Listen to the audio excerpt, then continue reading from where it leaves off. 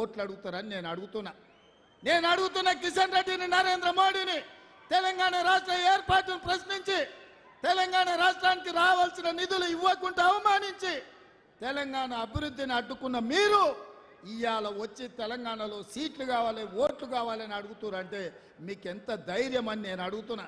ఇదే కాదు, ఉత్తర భారతదేశంలో కుంభమేళాకు వేల కోట్ల రూపాయలు ఖర్చు పెట్టారు. గంగానది పరిశుద్ధికి వేల కోట్ల రూపాయలు ఖర్చు పెట్టారు.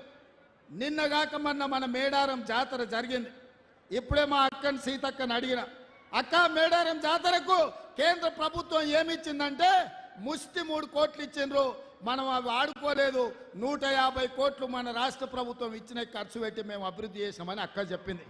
నేను అడుగుతున్న కిషన్ రెడ్డి, కుంభమేళా కోసం వేల కోట్లు ఖర్చు పెట్టుకునే మీరు మా ఆదివాసి బిడ్డలు దేశం నలుమూలల నుంచి 1.5 మంది వచ్చే మా మేడారం జాతరకు ముష్టి 3 కోట్లు ఇస్తారా?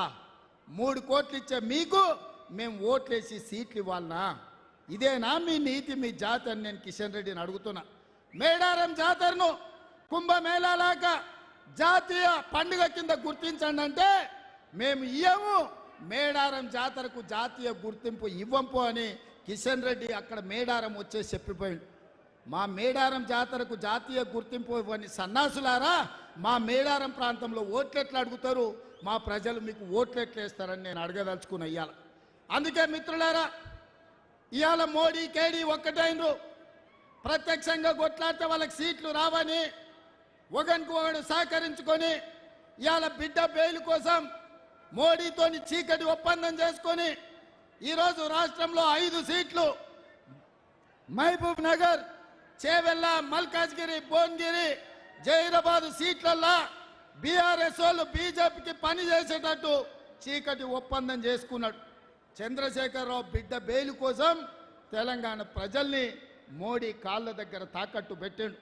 అందుకే ఇవాళ తెలంగాణ యువకులను నేను ఆలోచన చేయమంటున్నా, తెలంగాణ ప్రజల్ని ఆలోచన చేసి తీర్పు ఇవ్వమంటున్నా. ఇవాళ తెలంగాణ ఆడబిడ్డలకు హక్కు లేవు, తెలంగాణ ఆడబిడ్డల్ని అవమానించిన చరిత్ర. ఉమ్మడి రాష్ట్రాలలో తెలుగు మాట్లాడే వాళ్ళు 42 మంది ఎంపీలు ఉంటే నరేంద్ర మోడీ 1 మంత్రి పదవి ఇచ్చాడు. గా బోడి గుజరాత్లో 26 మంది ఎంపీలు ఉంటే